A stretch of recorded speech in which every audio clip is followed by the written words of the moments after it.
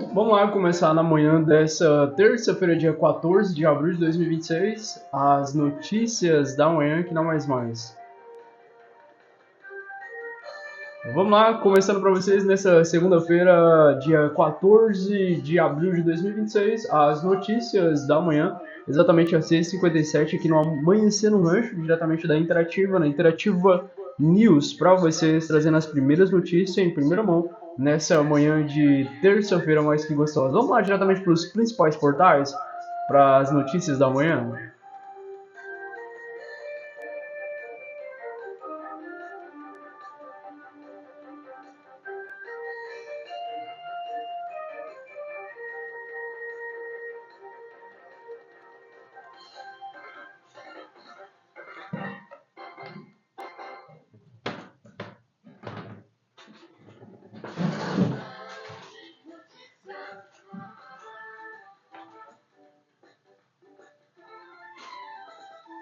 Diretamente lá do portal Agora MT, vou trazer para vocês as principais notícias nessa manhã de terça-feira. Cartório de todo o Brasil fazem mutirão de registro civil a partir de segunda-feira, dia 13. Vamos lá, quarta semana nacional de registro civil, que vai até o dia 17 de abril, pretende diminuir o subregistro de nascimentos no país. Vamos lá entender essa notícia que está lá em destaque no Agora MT dessa terça-feira, dia 14 de abril de 2026. Cartório de todos os estados do Brasil e do Distrito Federal começa nessa segunda-feira, dia 13, uma mobilização que foi ontem, né, para ampliar o acesso aos documentos básicos, principalmente para a população mais vulnerável. Bora entender?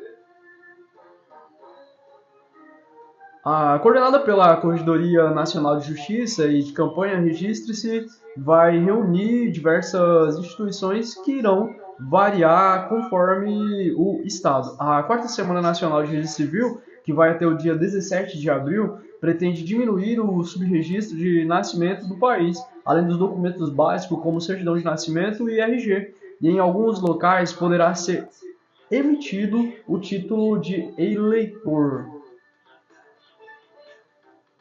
Também serão disponibilizados atendimentos existenciais, orientações jurídicas, serviços de saúde e ações em unidades prisionais. A cidade de São Paulo. Na capital paulista, o mutirão será realizado pela Associação de Registradores de Pessoas Naturais do Estado de São Paulo, ARPEN-SP, em parceria com o Tribunal de Justiça de São Paulo, a TJSP e a Pop Rua Jude Sampa, além de diversos órgãos públicos. É isso aí.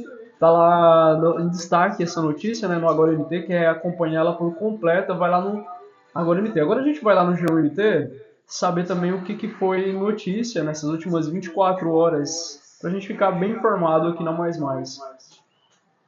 7 horas em ponto, né? O GeoMT ele tem os seguintes destaques. Ônibus destruído por incêndio. O ônibus é destruído por incêndio na BR-364. O incêndio aconteceu na região do Parque Universitário e ninguém ficou ferido. Vamos lá entender essa notícia, que também está aqui no GeoMT. Um ônibus pegou fogo nesta segunda-feira, dia 13, próximo à BR-364, em Rondonópolis, a 212 quilômetros de Cuiabá. Ninguém ficou ferido. Equipes do Corpo de Bombeiro Militar de Mato Grosso, a CBMT, foram acionadas no fim da tarde para atender a ocorrência na região do Parque Universitário. Ao chegar no local, a equipe do 3º Batalhão de Bombeiros Militar, a 3ª BBM, constatou que o veículo já estava tomando em chamas intensas e em seguida os bombeiros iniciaram um combate ao fogo que foi controlado em pouco tempo, evitando maiores danos e a propagação para áreas próximas. Após apagar o fogo, a equipe realizou o trabalho de rescaldo para evitar os novos focos de incêndio se formarem. As causas do incêndio não foram divulgadas. Tem mais notícia aqui no G1MT. Para vocês também acompanhe essa notícia, essa informação lá no G1MT. para você ficar por dentro de todas as notícias. Vamos lá. Líder religioso é condenado por 8 anos de prisão por abusar sexualmente de fiéis. Vamos entender essa notícia? Líder religioso é condenado a 8 anos de prisão por abusar sexualmente de fiéis em Mato Grosso. Segundo a sentença, o réu, que é também advogado, usava prestígio e influência como líder espiritual para se aproximar das vítimas. O líder religioso Luiz Antônio Rodrigues Silva foi condenado a 8 anos e 9 meses de prisão em regime inicial fechado por violação sexual mediante a fraude contra 2 adolescentes. A decisão foi proferida na sexta-feira, dia 10, pelo juiz João Bosco Soares da Silva, da 14ª Vara Criminal de Cuiabá. A condenação ocorre quase um mês após o réu ter sido envolvido em outro processo, que tramitava na 8ª Vara Criminal, no qual também era acusado de suposto abuso sexual contra outras 12 mulheres. Segundo a sentença, o réu, que também é advogado, usava o prestígio e a influência como líder espiritual para se aproximar das vítimas. Ele convencia as adolescentes que os atos sexuais faziam parte das supostas obrigações determinadas por entidades espirituais. A justiça entendeu que as vítimas tiveram liberdade de escolha comprometida por causa de fraude religiosa.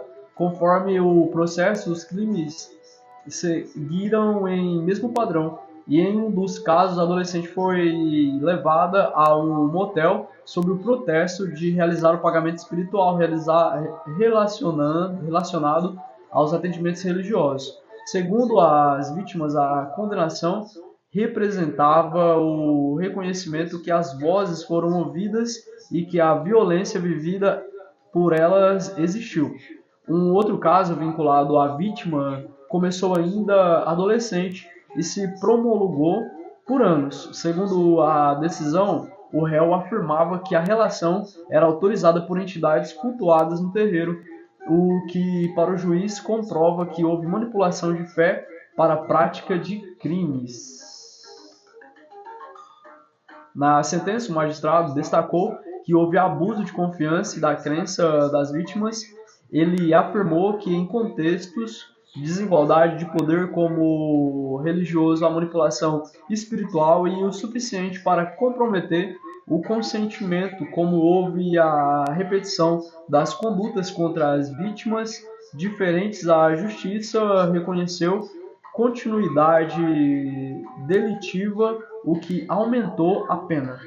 Além da condenação, a decisão determinou a perda do cargo público ocupado pelo réu, que atuava como auditor em um órgão municipal por considerar a conduta incompatível com a função. Também foi fixado o pagamento de indenização mínima por danos morais às vítimas.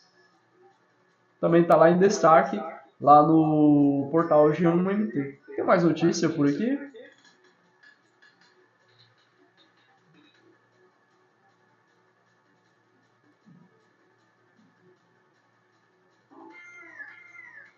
Vamos lá, polícia investiga a relação entre idoso e jovem morta a facadas.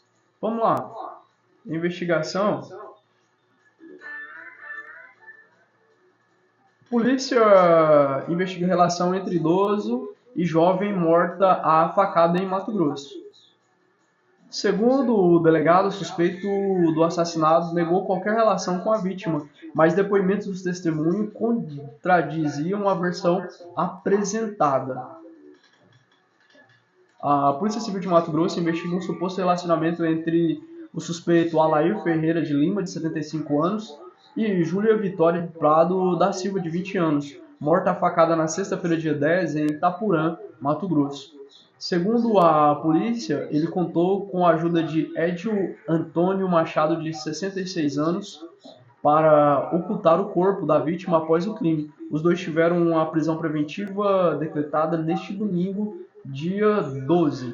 Ao G1MT, a defesa de Alair informou que só vai se manifestar após ter acesso total aos procedimentos investigativos.